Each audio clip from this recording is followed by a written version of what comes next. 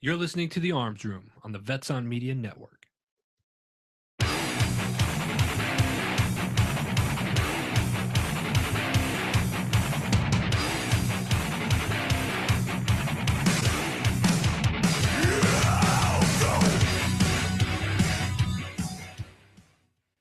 All right, you're on the Arms Room with Glenn. And John. And Mason is back. Woo! Mason, how are you?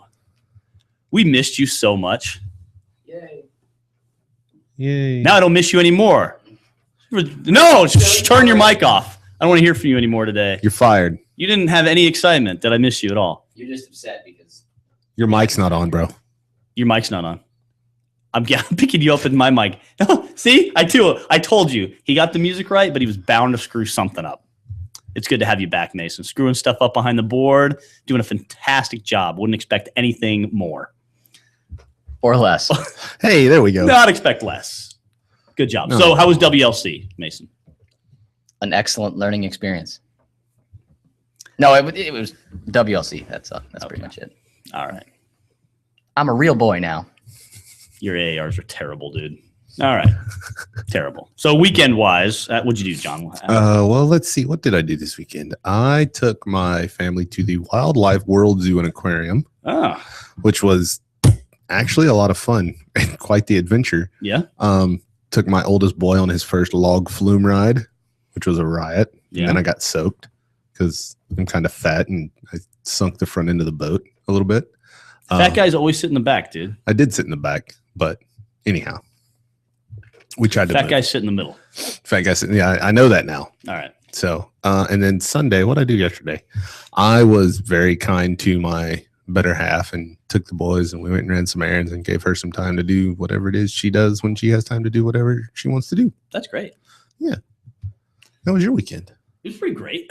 Yeah. Yeah. Saturday, we did some training over at Cowtown and did the bunch of shooting type stuff. Mm-hmm. And, thanks. My headset sounds better now. Thank you, Mike Mason. Who's Mike? I was thinking about something you want to tell me, Glenn? I'm leaving you for Mike. You're fired today. Mike coming in next week. Sorry, I meant to tell you a little more gently than that. Well, Mike will have fun finding it. Yeah. So it was great. We did some training on Saturday. We were supposed to go to the Madison Rising concert, but that turned into a big old Charlie Foxtrot. So there wasn't a whole lot we could do about that. But actually it turned out better anyways because I was able to spend a really great evening with my wife.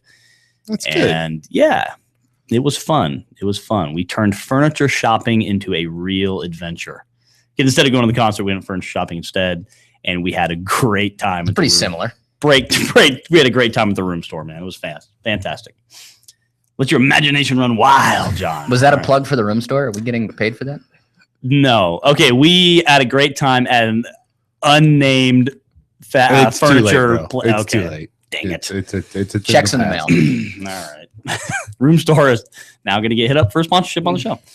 All right. So before we get started, I want to talk about a couple of things that are going on business-wise. Uh-oh. First of all, this weekend, March 14th. Yes. 2 awesome things are happening. Uh-huh.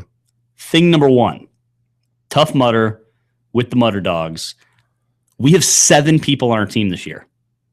For the last several years, we've only had the same 3 dudes. So I'm really excited about having 7 people on our team this year. Very cool. Including a couple veterans, including a veteran that the Arms Room sponsored. Yay. Very cool. So thanks to our wonderful sponsors who helped make that happen, who are TCB Holsters, the Arms Room Course, and Red Wire Gear. Woo! So we sponsored a veteran this year to come and participate with us at Tough Mudder. So that's awesome. We got a couple other vets who will be there as well. Yeah. After that, we're going to be leaving Tough Mudder and immediately going over to Shockwave in the Desert. So if you have no idea what I'm talking about, crawl out from underneath your rock and look up shockwaveinthedesert.com because Shockwave in the Desert is an awesome event that is going to be benefiting Wishes for Warriors program. And it's put on by a couple vets who have done an amazing job and are devoting a ton of time, effort, and energy and probably money to this whole thing. So check out Shockwave in the Desert. It's going to be over at Cowtown, of course, our home range, our favorite range that we train at. And they anticipate 600 to 1,000 people. And this is open to the public. They have tons of sponsors, 50 to 60 sponsors. Go on their website, look at the list of sponsors. Independence Training is one of their sponsors. One of the Arms Room friends, of course, AR500 Armor, they're one of the sponsors. So lots of great sponsors. They're going to be there giving away prizes and all kinds of cool events. Tons of stuff's going to be showing up. A bunch of cool celebrities are coming. JJ Racaza is going to be there. One of the guys John and I have met who's a really cool dude. A bunch of other celebrity type shooters are going to be there and internet type personalities. Open to the public. You can come. You can shoot whatever you want. Bring your own guns. There's also going to be tons of guns there to shoot. We've got a mod deuce mounted on the back of a truck that's going to be getting shot, and you can pay to shoot it. So we're going to have all kinds of awesome stuff going on at Shockwave in the Desert. Check it out. It's like $10 or $15 or something to get in. It's nothing. If you pre-register, you'll save a little bit of money. So you can go online, shockwaveinthedesert.com, and pre-register for the event. And make sure you check us out when we're out there. I'm going to be out there. Mason, are you going to be out there? Oh, yeah. Mason's going to be out there. Brian's going to be out there. Matt's going to be out there. Lots of our instructors and members of the Arms Room are going to be out there doing good work. So check it out. Lots of cool stuff going on, and it all benefits a good cause. And if you don't know what the Wishes for Warrior program is, check it out, because it's one of the few nonprofits I can actually support, because they're not paying their CEOs several $100,000 a year. Warrior Project. What? Yeah, in case you didn't catch that. Now we're screwed. Something in your throat there. Now Wounded Warrior Project and Sonny Pazikas are going to come in here and kill me. All right. Last thing I want to mention is our friend, instructor, and sometimes host or co-host of the Arms Room, Brian. Yes. His wife, who is also a veteran of the 82nd Airborne, started up a company called Ouch Pouches to kind of fill the gap of the first aid kit world. You know, we have all these trauma kits like Independence Training and Redwire Gear make these great, oh my gosh, someone's dying kit. And then you have these really crappy basic first aid kits where you're like, great. I mean, if someone has a wet fart, you can handle it with this first aid kit, right? But outside of that, you're not really going to be able to do a whole lot. Jesse put together these really cool Ouch Pouches that are specifically designed, or what we refer to as the boo-boo kit, right? They're specifically designed to deal with, you know, a real cuts and scrapes, and blisters, and a real wound that's not traumatic, life altering kind of thing. But you know, it's a great idea. She's not just a veteran; she's also an outdoors person, and she's a mom. Stuff's falling, and my plate carrier just fell and hit the BS button. That's awesome. So check out ouchpouches.com and make sure you check them out on Facebook. Just search Ouch Pouches. And check them out. There's a lot of cool stuff that they're doing. She's got a cool video on there describing the kit. She's got a packing list on there. Lots of cool things going on with them. And they're very cost-effective, affordable, and veteran-owned, veteran-operated, veteran handmade. We love that kind of stuff. Yes, we do. So check that out. All right. Got to mention our show today, sponsored by our great friends over at AR500 Armor, who right here made the micro plate carrier. Don't touch it. Don't touch it. It's going to fall down. It's precariously tripoded there. So this carrier is my new favorite carrier. We used to bring the Banshee in here. The micro carrier is my new favorite carrier, hands down. Yes, it is. It does everything that I need to do. You know, there's a lot of talk out there. People go, oh, well, it doesn't cover your gut and your legs and your arms and your head and all the other places that you don't want to get shot. Well, guess what? I don't get shot at all. But there's two places I really don't want to get shot. That's the heart and the spine, right? Yes. And this plate right here is going to cover that. It's 8.5 by 11, basically the size of a sheet of paper, plate on front and back. And this one also has the trauma pads in it to help absorb some of that energy and also back face deformation from the plates themselves. And it just carries enough on the front, in my opinion, to be effective. I got a carbine mag and a pistol mag, which for most of the situations I'm going to find myself in is plenty of ammunition. I'm not kicking indoors in Fallujah. I don't need a full combat load. I just need a couple extra magazines. So great carriers, really cost effective. Check them out. Lightweight. Yeah, you're sacrificing a little bit of protection for mobility and speed, but that's the name of the game for me. Might not be for you. You might want to check into a full-size plate carrier, whatever. But I like the small stuff. And growing protectors and lower back protectors and neck protectors. Yeah, some people want that stuff, and they're like, "Oh, that way I'm not going to get hurt anywhere." And it's like, yeah, well, while you're not getting hurt anywhere, I'm going to be shooting the crap out of you because you're also not moving anywhere. Here's a really cool part about that. Most of the people that want all that have never actually they've never worn it. Yeah, that's exactly true. Yeah, that's exactly right. So it's like as soon as we saw this over AR500, I was like, yeah, we want to put that into production. Here's our ideas. They took our ideas, they turned them around. They made this great production model now. And I love them because they're exactly what I want. I don't want a giant plate carrier with a bajillion mags on it. I'm not doing that kind of stuff anymore. Yeah, exactly. Mm-hmm. Armored crotch pad. Regardless of that, it's going to get hurt to get shot there anyway. So yeah, no matter what, you've got a free moving piece of equipment that's not going to absorb all that energy, and that bull's basically going to carry that pad back to whatever it's not protecting effectively and distribute the energy appropriately there. So yeah. Or inappropriately. So we talked about armor a lot on the show. This is a great option for you. Check out ar500armor.com. All right. So today we're talking about, and I have to confess, for any listeners who were looking on our Facebook page, we mentioned kind of vaguely a special guest who may be showing up. Well, he wasn't able to make it. It was going to be Shazda. Oh, okay. Our favorite retired lieutenant colonel, who was unable to make it because he had some other obligations today, but that's all right. But I'm back. Yeah. So today we're going to be talking today we're talking about no, so actually Shazda's cool new show, The Art of Living Dangerously, he and I just recorded the first episode. He recorded the second episode. Already his episodes are sounding great. The first episode we actually recorded, we went backpacking last week after the show when it was pouring down rain. We went backpacking, ended up recording the show in my tent while it's pouring down rain. So it was kind of a cool place to record the first episode of Art of Living Dangerously, is out in the middle of a desert in the middle of a month or a big old rainstorm. So pretty cool. But that'll be all getting put up. And I think he just launched his Facebook page and his website. The show will be getting launched March 16th, I think, 15th or 16th? 16th, I think. I think it's 16th. But check it out. That's coming soon. We'll tell you more about that as it develops. All right. So today we're going to be talking about the learning lifestyle and the idea of specialization is for insects and where that comes from. All right. So first of all, let's talk about the learning mindset, John, because this is something that we have a big problem with in the training world. What? No, we don't. I know. Shocking. And oddly enough, we were just talking about this kind of on social media with a friend of ours, Cecil, who's been on the show before, because he's kind of got beef right now with instructor or fellow competitor or whatever he is about a guy who's kind of, faking some legitimacy. Yeah, he's kind of faking the funk.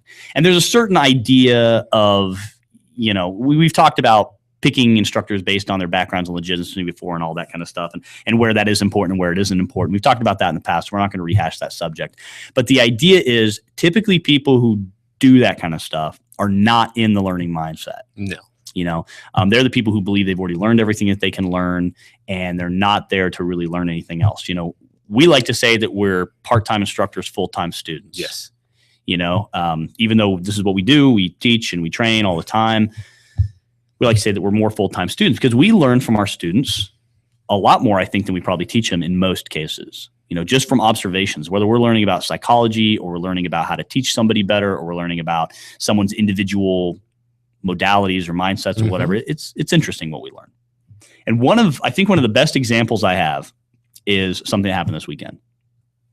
So one of the shooting packages we went through this weekend, we weren't doing a training class. We were doing kind of an experience shoot for 4 young men from Nebraska. And these guys were all high school age students. And they came out to Cowtown. We shot a bunch of World War II era weapons. Then we brought them to the modern age and shot a bunch of ARs and AKs. Then we had them shoot some full auto M4s. And then we took them up and let them bang away with the 50. So we spent about 4 hours with these kids doing all kinds of shooting. It was a great time. A little spring break adventure for them. Lots of fun.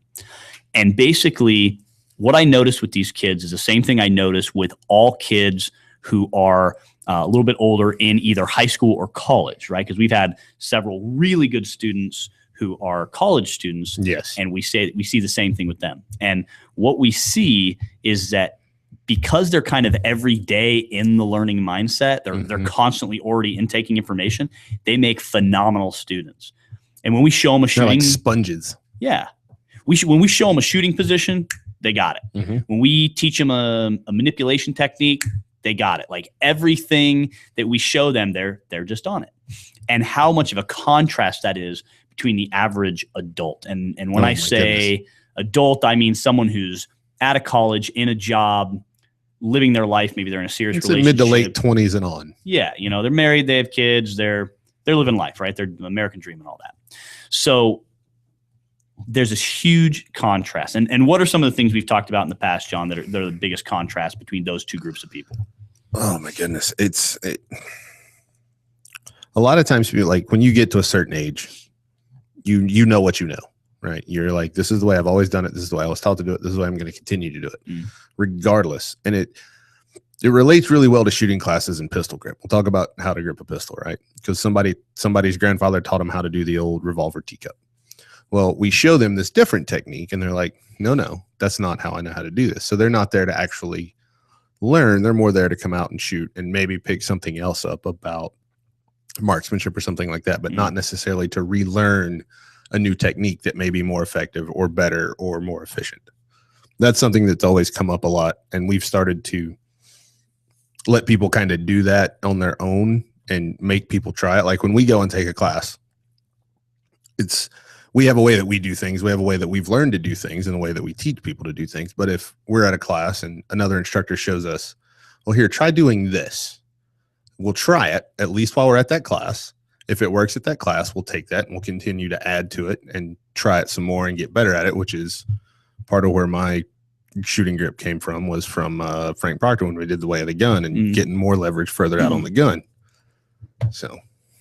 Well, I think part of the thing we start to run into, like what you've already mentioned, is people build walls up against learning. Yes. And especially in the training world.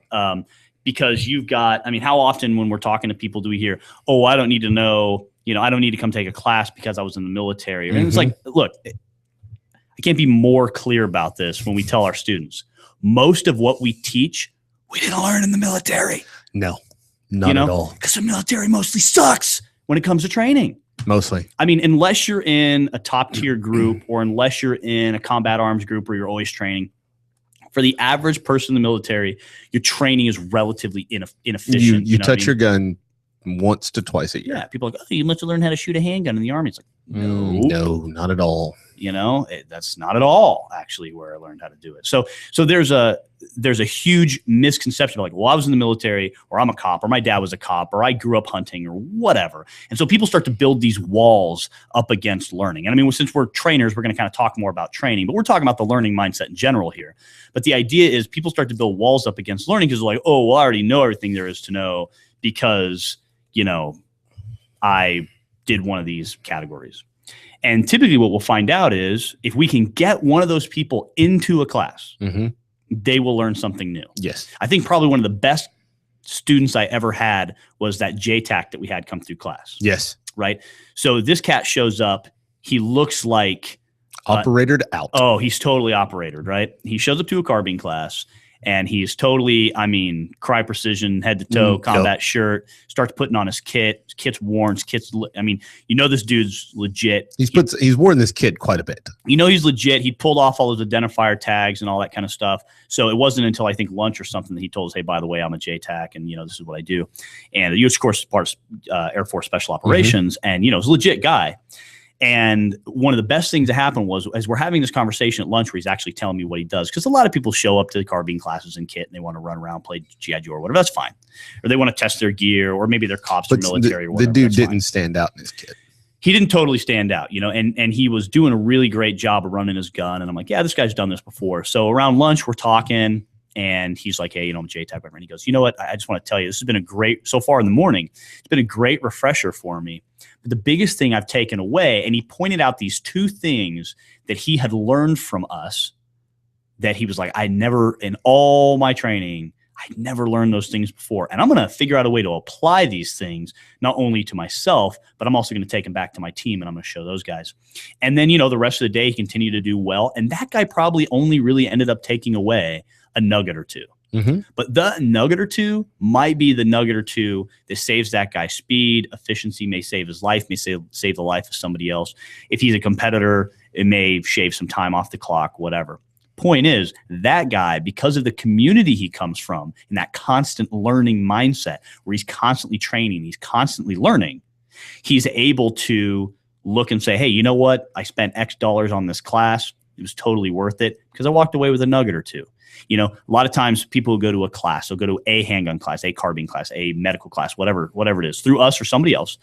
and they go, great, I'm set. I took my CCW class. I am now freaking body slaying. I know everything. King. And now I know how to just go out there and kill bad guys. But the problem is you don't. You are like tip of the iceberg stuff, right? Oh, yeah. And you just barely scratch the surface on what it's going to take to actually defensively use your firearm, especially against civilian aggressors. So I think when we look at the walls that people put up against learning and training, we have to be realistic what our own walls are. It's easy to point out other people like, oh, that guy thinks he's all that. Like our favorite quote, of course, my training's up to date. Right. John and I, you guys have heard the story on the show before. John and I are at an expo. We've got a booth at the expo for training. We were giving away some free training. Hey, honey, you want to sign up for free training? No, I don't need any more training. My training's up to date. Training's up to date. And I was like, I need to get that up to date. Is mine expired? Mine's not up to date. I literally looked at that guy just like this. For those of you that can't see it, I'm sorry. I was like, it was lame. So, but those are some of the walls we put up, and it's easy to see other people's walls, but we have to recognize our own as well. Like, putting up walls against learning, I think, is really easy once you get out of that learning lifestyle. Oh yeah. It's because you're always going to go to what you do and what you know. That's why kids are so good at it. Yes. High school kids, college kids, that's where they're so good because they're in school, they're constantly learning. They may not be loving it, that's fine, but they're in that environment where they're constantly learning. They're constantly being presented with new ideas. Even kids younger than that. Yeah, absolutely. Even kids younger than that pick up stuff super fast. But it's like the older we get, the more jaded we get, the more harder walls we put up, the more we're like, oh, I don't want to be. And with guys, it's like, what are you going to teach me? I'm a dude. I know everything. It's also partly due to a fear of failure. Be an idiot. Yeah. That's a big thing. Yeah. I used to get super nervous going to these classes because I have a certain background and I've done lots of things. Used to get jittery. Dude, I would go to classes, man. Like amped up. And then I kind of got over it because I got back into, okay, when I go to these classes, I have to forget what I already know. Right. I recently started doing Brazilian Jiu-Jitsu again.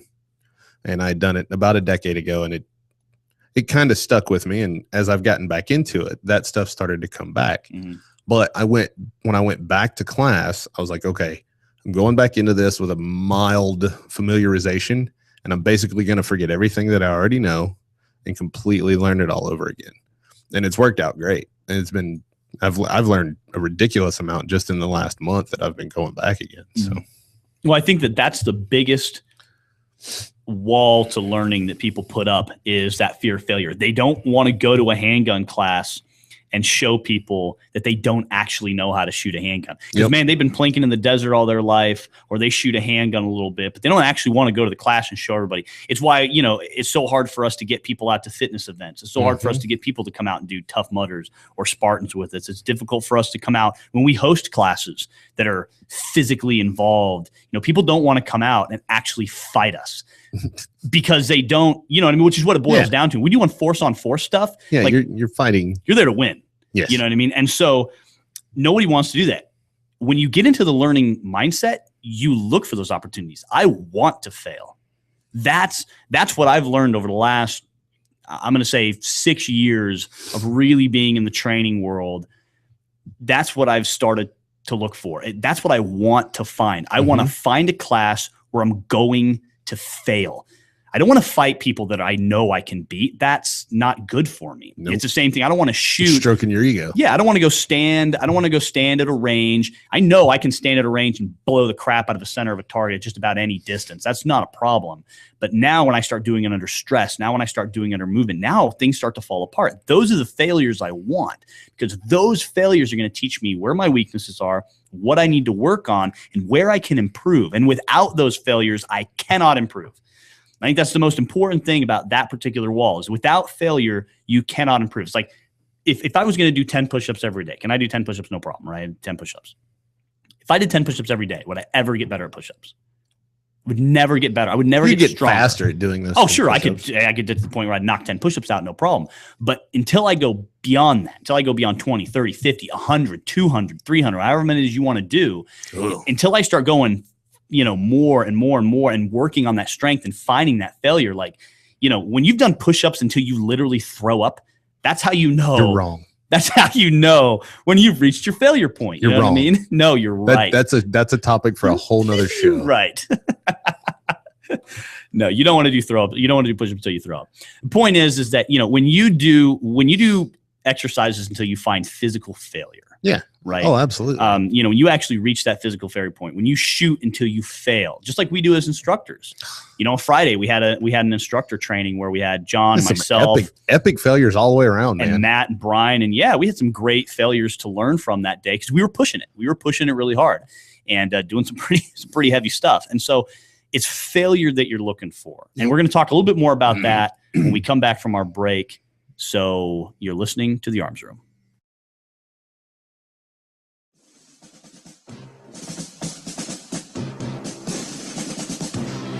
Everyone's going to need an attorney at some point in their life. I'm no different.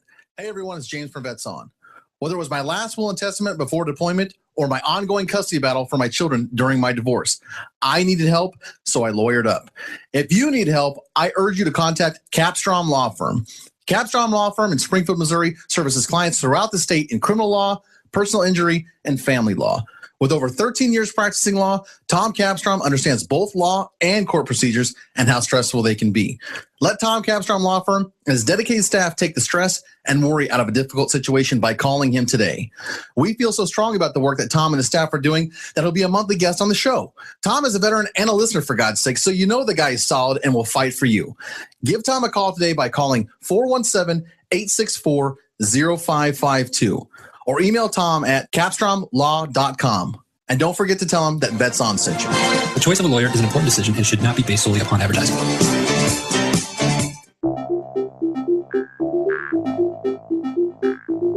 If you or someone you know is looking for a new job or career, you need to visit the pros.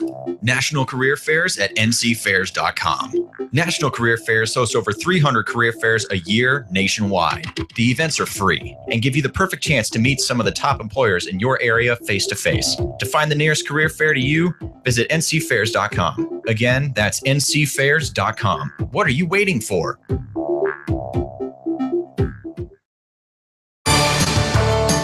Veterans served us, now it's time we serve them. As a veteran of Afghanistan and Iraq, as well as a current military member deployed abroad, I would like to take a minute of your time to tell you about Patriot Hills of New York. Patriot Hills of New York is a nonprofit organization providing support to veterans and their families. They partner veterans in need with over 65 health and wellness organizations, community groups, as well as philanthropic foundations providing no or low-cost services. They've helped over 400 veterans through confidential referral services, assistance with veterans issues, employment placement, as well as educational opportunities. If you need assistance or just want to help veterans by donating your time or services, contact them at info@patriothills.org. Again, that's info@patriothills.org. Visit patriothillsofnewyork.com for more information about their services or how you can donate. Our veterans deserve no less. We can give it to them, and you can help. All right, you're back on the Arms Room. We were talking about learning lifestyle and the idea that specialization is for insects. We're going to get more into that concept here in a second. But what we were talking about before the break is talking about the walls that we build up against learning. And the one we were talking about most was the fear of failure, and how most people who build up a wall against that have a fear of failure. And what we see in our students, and I think that this kind of goes for any student, is whether they're doing martial art or fighting, whether they're doing physical fitness, shooting, whatever, computer coding, whatever it is. Yeah, whatever it is. People don't want to get out of their comfort zone. But that is true. The problem is that there's no learning in the comfort zone. And no comfort in the learning zone. And so if you don't get out of that comfort zone, you're not going to be able to learn. And the only way we learn is through our failures. I mean, really, or through the failures of others. And so we have to be able to reach a point where we're shooting faster than we can hit. Yes. Where we're fighting someone better than we can fight. Where we're, we talk about physical fitness, we're pushing harder and farther than we can actually go. Where we're trying to run 5 miles, failure. but we're only able to truly accomplish 3.5. Right. Whatever your job is, whatever task you're trying to accomplish, you have to step outside your comfort zone if you're going to get better. And that's what makes better people better, in the sense of you ever met someone who they're just good at everything they do? A few. Yeah. I mean, they're just kind of, if they can pick something up. They kind of have We're sharing a studio with one right now. Oh, yeah, Mason, let's not be gay about it. Okay. Don't think of yourself that way. Not me. So the point is that when you pick up, you find someone who's kind of good at everything that they do. They pick up whatever and they're functional or capable with it. Yes. It's because they live in the learning lifestyle. And it's disgusting, and I hate people like that. I know. I have to work so hard I know you to do. accomplish these same levels. But the thing is that everybody who lives in a learning lifestyle is that guy to an extent. Yeah. Some are better than others. Yeah. Some are more physically natural gifted. Some of them are more mentally naturally gifted. Some of them are more whatever, right? I mean, whatever that situation may be. The trick. You are popular today, by the way. My phone won't shut up. The trick is that in that learning lifestyle, we will become better at everything we do because our minds are ready to learn. Your brain is a muscle that has to be exercised. Like any other muscle, if you don't exercise your brain, it's going to get fat and sloppy and weak, right? Just like any other muscle on your body. It's scientifically proven too. It is scientifically proven. Yeah, we're not just like talking out of our butts here.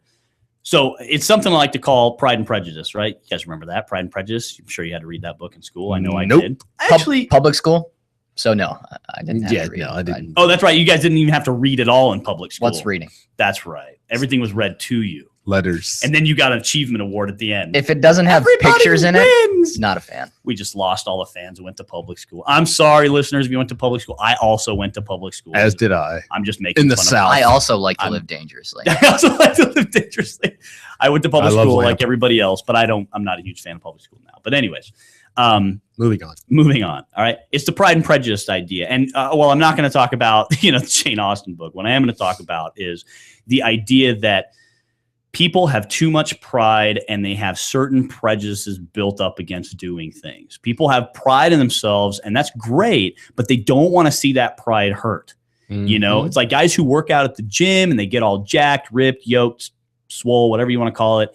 And then they won't go out and do anything with that strength because they're really good at lifting weights or they're really good at working out, but they're not really functional with that strength. They don't really have any operational capability. They're not going to strongman anytime soon. No. Whereas, if they went and tried to compete in some of these things, they might fail. They may go to Tough Mudder, Spartan, some CrossFit games or whatever and actually try, and they might fail. And that scares them because they have too much pride. Oh, I can't fail. I can't be a failure. It's like, man, get over yourself. You can fail. It's good to fail. You want to fail. It's important to do it. You can't be, that know-it-all, so to speak, who doesn't know how to apply anything that he actually knows. So it's, as we're looking at walls, what walls do we have built up against learning? I think fear of failure and pride are two really big ones. And there's no way for us to improve or get better if we don't experience some failure. So one of the things that I feel so enlightened right now. Aren't you enlightened? So one of the things that we just posted up on the Facebook page for the Arms Room is the quote that we're talking about from Robert Heinlein, who, if you don't know who Robert Heinlein is, read good old bookstore. Some awesome Get online, books. download a book, something. You need to read The Moon is a Harsh Mistress, and you need to read Starship Troopers. Yes. If those are the only Heinlein books you read. I need to read the Moon one. I haven't read that one. Yeah. Moon is a Harsh Mistress is an awesome Heinlein book. And Starship Troopers is my favorite Heinlein book. Nothing like that ridiculously gay movie. Yeah, nothing at all like the movie. Nothing at all. Well, the only thing that the thing had in common were some names. The names and the fact that they were fighting insects. Yes. That's pretty much it, the only thing that's the same. Yeah, Starship Troopers is an amazing book about politics and government. It's a good commentary on life. Yeah, very, very much so. I have always loved the idea of citizens and civilians. The military service makes you a citizen. Anyone who hasn't served is just a civilian, and citizens have a greater ability to participate in society. That's a whole other show. Yeah. And it's not just military either. There's other, whatever. Other service. It's just but service. you have to serve the public in order to get it. So I like that idea, and Heinlein does a good job of explaining it very well in Starship Troopers, which is a great book. And there's plenty of wars and battling and fighting and stuff like that, so it'll keep your attention.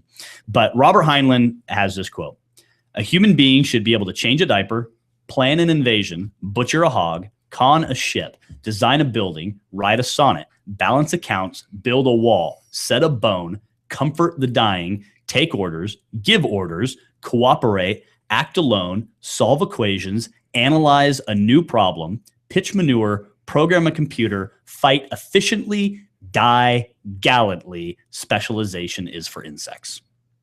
That's a lot. It is. I think I can do about half of the stuff on that Yeah, list. I'm the same. I don't know if I could con a ship. I don't know. I'm like, ahoy, mateys, straight ahead or something. I don't know. Arr. Am I in the right room? You know what I mean? Pirates we be. Yeah. Is this If the it bridge doesn't or have is this one of the chow hall? Yeah, exactly. Where am I at? I have no idea what's going on here. I've been in the con towers of some of the new aircraft carriers and stuff, and I'm like, I don't know what any of these flashing lights are for. How do we make this thing go that way? That man's playing Galaga. Yeah, that man's playing Galaga. You thought we wouldn't catch you.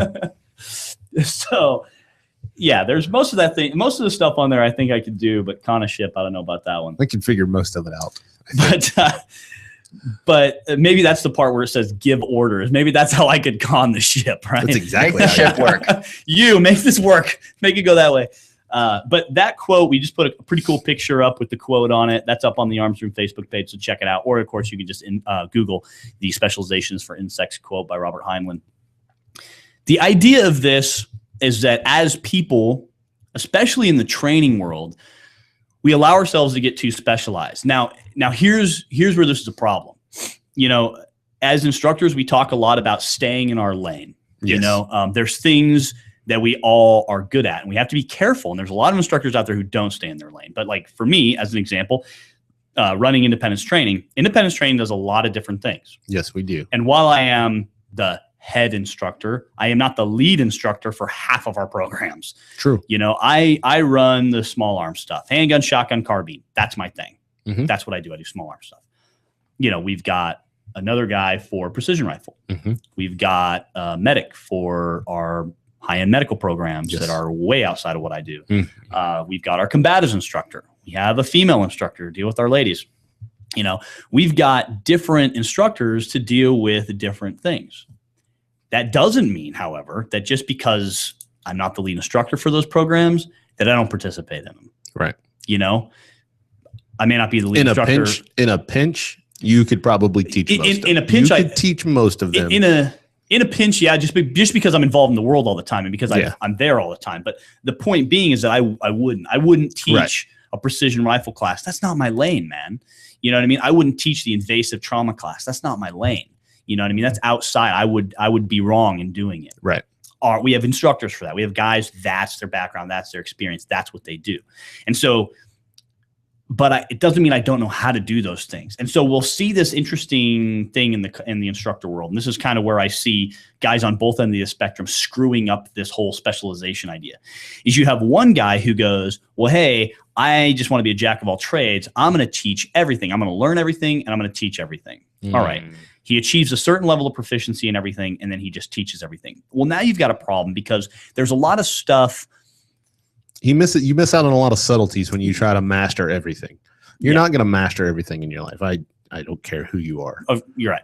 You know, it's not going to happen. Yep. So if you don't have to specialize, but understand that you have to have a mastery of a certain skill set to be able to teach it to other people. That's how I look at that. Yeah.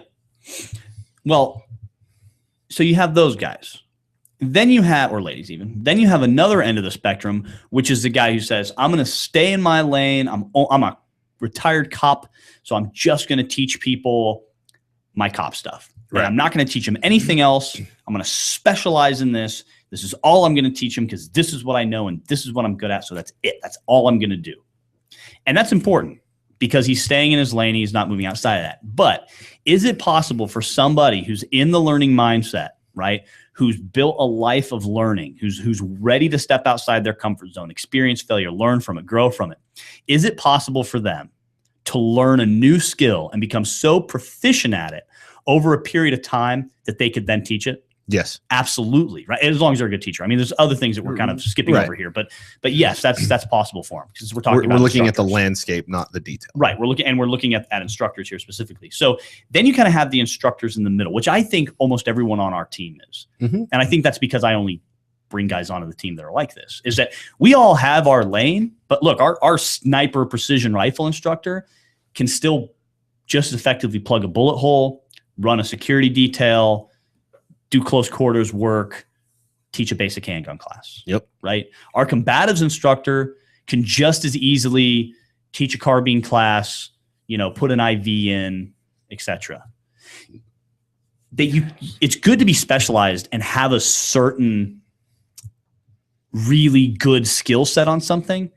It's bad to stay in that specialization and never move outside of it. And when you're looking at from like a career perspective, I mean, if you were really, really good at something, I don't know, you're really good at coding computers. Okay. Right. You're just super phenomenal. Let's say designing websites. Okay. That's what you do. That's all you do. You're really good at it, maybe the best in the whole nation. And all you do is that. That's just it. And you don't ever want to do anything else because you're doing so great. Well, let's say something happens. Company fails, you lose your job, end of the world, whatever, right? Designing web pages is no longer an option. Now, what are you going to do? Can you con a ship, give orders, take orders, change a diaper, fight efficiently, die gallantly? Do you have this capability? Last night, I was thinking about this topic. I was watching the most recent episode of The Walking Dead, which, of course, as everyone who listens to the show knows, is the only TV show I watch really is The Walking Dead. That and Cupcake Wars, but that's a whole other conversation, all right? So I'm watching the most recent episode of Walking Dead last night, and one of the things that I was kind of noticing is, do you know why those particular groups or the people in that group, survived? I mean, outside of the fact that they're in a TV show and they have to survive, and that's what the plot and storyline and their part in the storyline is. When you think about it from a real world perspective, it's because those people were able to adapt. Yes. And the reason that they were likely able to adapt is because they were already in that learning mindset. For the people who, put their foot down and said, zombie apocalypse is never going to happen, or no, let me take that back. Since we say zombie apocalypse to mean any great high scale emergency, they say any big emergency can't happen. Then a big emergency happened, boom, those people are gone right off the bat because they don't even freaking believe that this is happening in the first place, right? Right. So done, right? So then you have the people who are like, okay, it happened. I get that. So I'm just going to do my thing. Thank God I designed websites for a living. Okay, well, that websites aren't an option anymore. Right. All right. So it's like, okay, so boom, those people are gone. All right. I'm not saying if you're a website designer, you're going to die. That's not my point. All right. The point is that specialization, right? So then you start to move kind of higher up the chain of these people that are able to adapt. And you see, and I use the show as an example. I know it's false. I know it's fiction. I get that. But I use it as an example because it does show. I thought that was a documentary. Okay, so zombies aren't real, John. I don't believe you. You're a child. It doesn't count. With a receding hairline. So then you have the people in the show who are able to actually adapt, and they go, oh, well, that happened. I need to change myself, or I need to change my position. This doesn't work. And then you see, like, even later, as the seasons and episodes have gone by, you're watching these characters kind of die off because they weren't able to adapt. And they're not able to adapt to their constantly changing environment because they're not in the learning mindset, right? They're too specialized in what they do. Well, they've kind of put themselves in a box. This is all I can do. Right. So we're going to take our last break. When we come back, we're going to finish talking about the idea of specializations for insects. We're going to finish talking about how to get away from this in your own training and learning. You're listening to The Arms Room. Veterans served us. Now it's time we serve them. As a veteran of Afghanistan and Iraq, as well as a current military member deployed abroad, I would like to take a minute of your time to tell you about Patriot Hills of New York. Patriot Hills of New York is a nonprofit organization that supports veterans and their families. We support veterans in need with over 65 health and wellness organizations, community groups, as well as philanthropic foundations providing no or low-cost services. They've helped over 400 veterans through confidential referral services, assistance with veterans issues, employment placement, as well as educational opportunities. If you need assistance or just want to help veterans by donating your time or services, contact them at info@patriothills.org. Again, that's info@patriothills.org. Visit patriothillsnewyork.com for more information about their services or how you can donate. Our veterans deserve no less. We can give it to them, and you can help. So I just make these absurd predictions at the beginning, and you know what? Most of the time, I'm really close to Everyone's going to need an attorney at some point in life. I'm no different. Hey everyone, it's James from Vets On. Whether it was my last will and testament before deployment or my ongoing custody battle for my children during my divorce, I needed help, so I lawyered up. If you need help, I urge you to contact Capstrom Law Firm. Capstrom Law Firm in Springfield, Missouri services clients throughout the state in criminal law, personal injury, and family law. With over 13 years practicing law, Tom Capstrom understands both law and court procedures and how stressful they can be. Let Tom Capstrom Law Firm and his dedicated staff take the stress and worry out of a difficult situation by calling him today. We feel so strong about the work that Tom and his staff are doing that he'll be a monthly guest on the show. Tom is a veteran and a listener, for God's sake, so you know the guy is solid and will fight for you. Give Tom a call today by calling 417-864-0552. Or email Tom at capstromlaw.com. And don't forget to tell him that Vets On sent you. The choice of a lawyer is an important decision and should not be based solely upon advertising.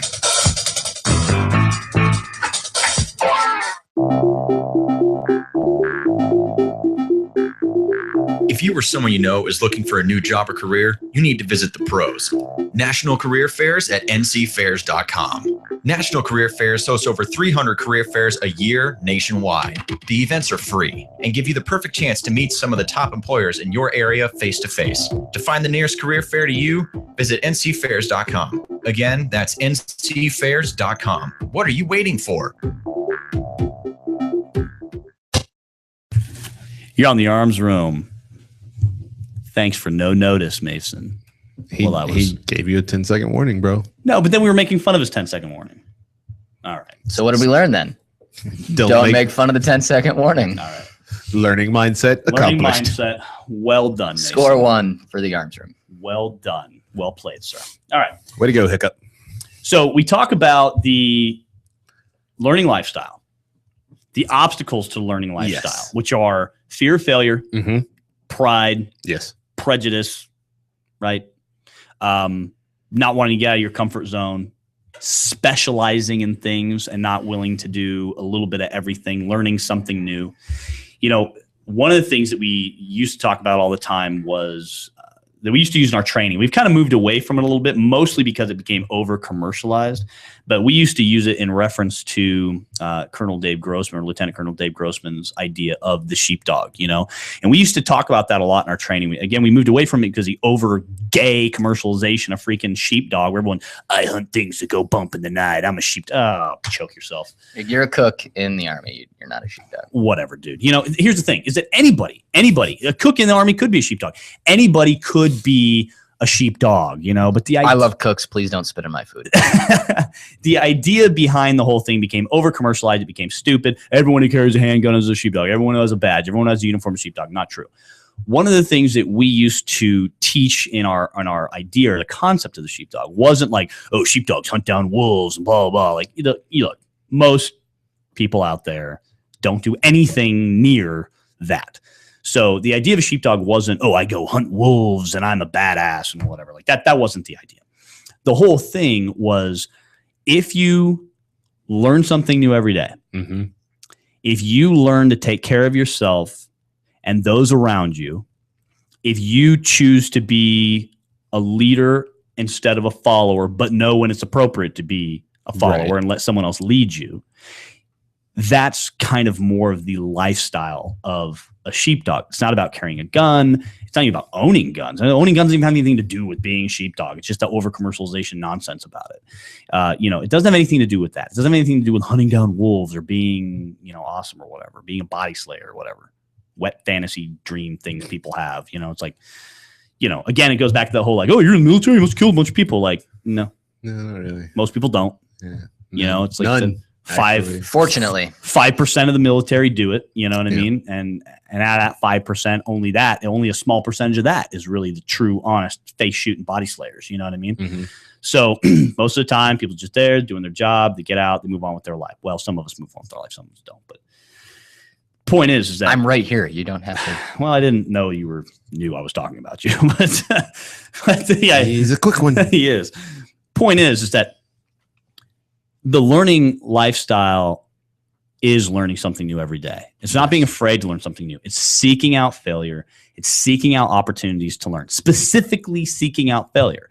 I mean, John can attest, when I go out and train with instructors, whether it's my own instructors independence training, or it's other instructors, like I go train with Cecil Birch or Craig Douglas or Frank Proctor or any of the other, instructors that I seek out and train with, I'm looking specifically to fail. I mean, I had failures on Friday. A couple. Saw them, Recognized them, learned from them, moved past them. Yep. Figured out how to adapt to them, work with them.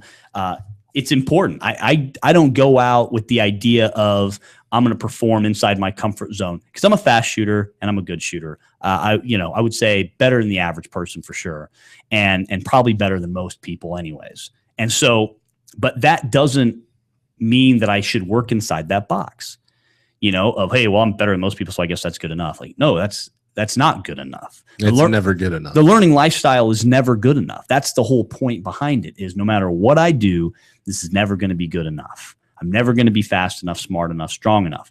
Am I going to be enough to do the thing, to be happy in life? Yeah, I'm not like all depressed about, I'm not smart enough. Like that, let's not be stupid about it, okay? But the idea is that I can always be smarter. I can always be faster. I can always be stronger, One of the things that our good friend Ben told me, and now that Ben's off to the land of military training doing his thing, which is awesome. One of the things that he told me that I remember very well, and I often think back to when I'm working out and I start to experience a little bit of physical failure. I'm pushing harder than I normally do. I remember back to something he told me where he said, every time I'm working out and I think that's enough, I just remember that there's someone out there that's training to kill me, And while everyone may not have that perspective, it's helped me a lot thinking about it from that manner. Like, okay, right. There's not someone training out there to kill me specifically, right? But whoever your opponent is, whether your opponent is bigger business, whether your opponent is depression or an addiction, whether your opponent is a physical other person because you're military or law enforcement or whatever your opponent is, it's training, it's working right now to stop you, to kill you, to end you. So your learning can never stop because there's always room for improvement. There's always, I don't care who you are, who you think you are, which is mostly who people are, is who they think they are. It's not really who they actually are, but whoever you think you are, whatever you do, you can get better at whatever it is you do. Yes you can. People talk about, well, I'm a world champion. Well, have you fought everyone in the world? Or did you only fight people in that league or that division? That's why I always joked about the World Series of baseball. Like, look, only playing American teams isn't fair because there's some teams that are foreign teams that would beat the crap out of some of our Major League Baseball teams. So is it fair to call ourselves world champions? It's a little arrogant. Well, until we are Americans. Until we played every baseball team in the world. Are we really world champions? We are kind of arrogant. So it's that same ideas. Regardless of what title you've achieved or whatever you've done, you are not the best. Right. You're the best at that moment.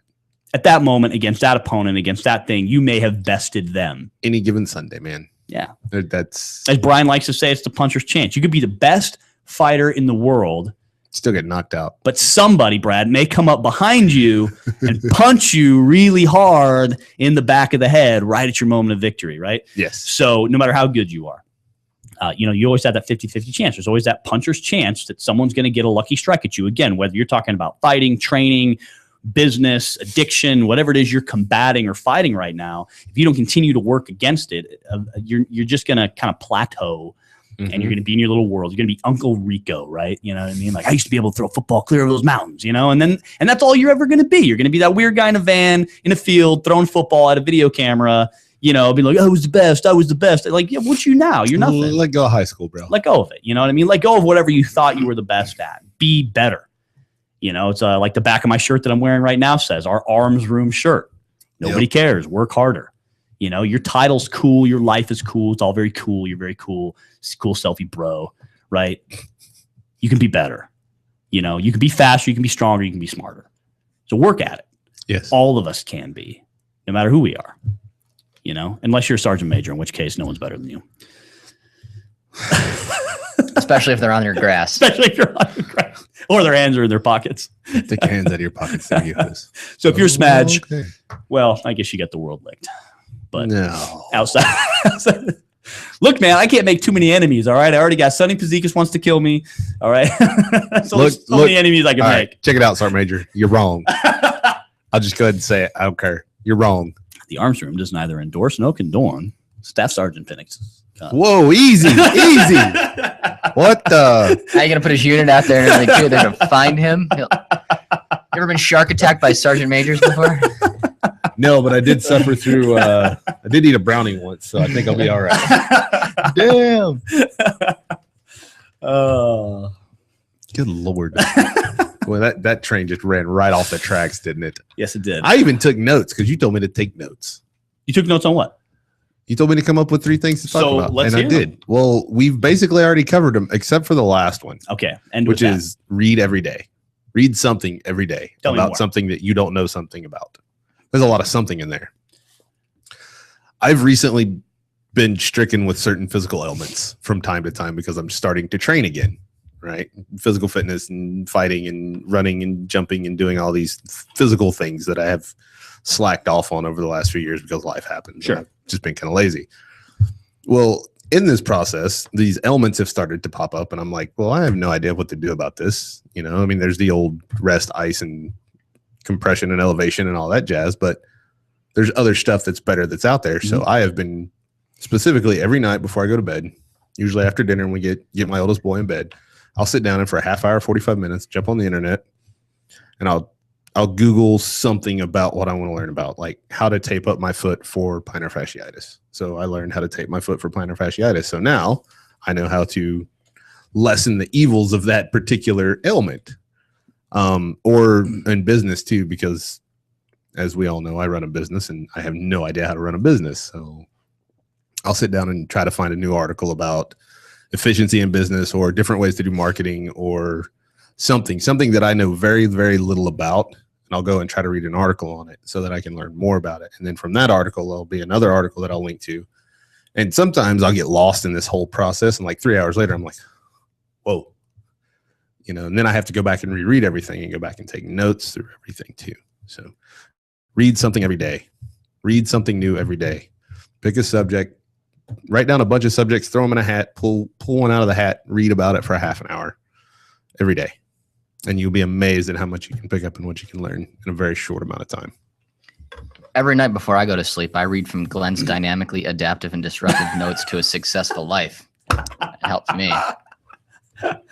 Which is a real thing to the people listening. I literally have As a thing on gay my phone. as that is, Mason actually has that on his Hey, phone. don't ever make sudden stops or we're going to lose Mason. I'm just saying.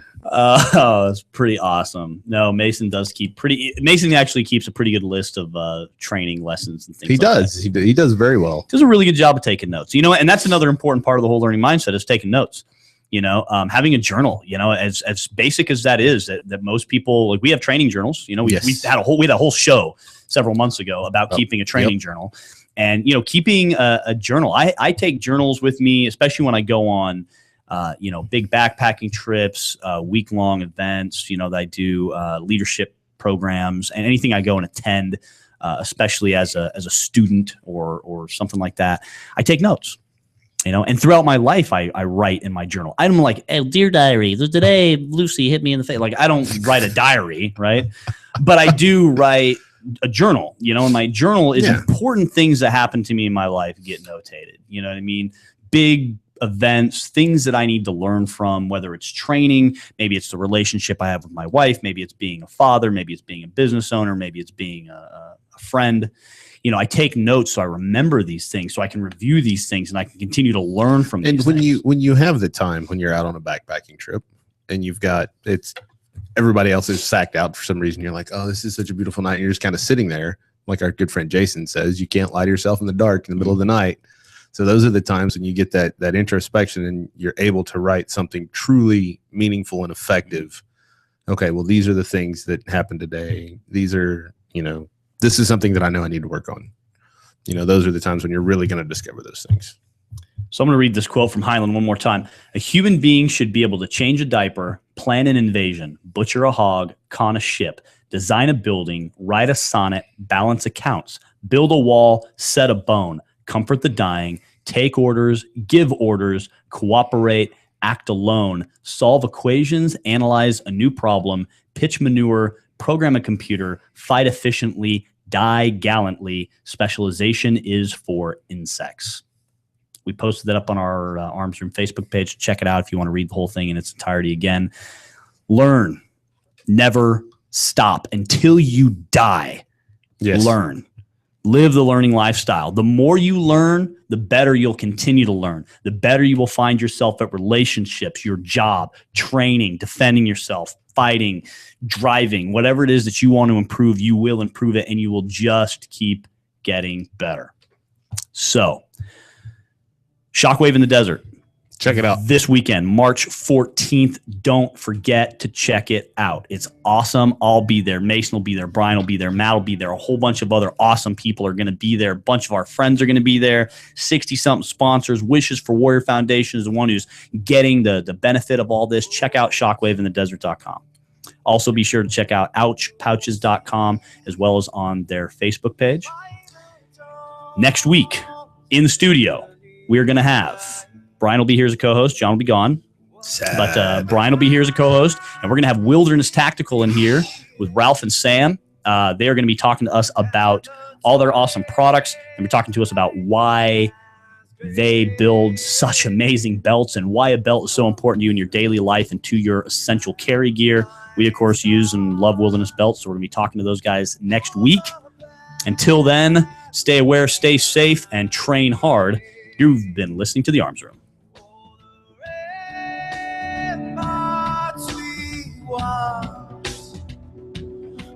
So gallantly streaming, young rockets trembling, the bombs bursting in air, gave proof through the night that our flag was still there.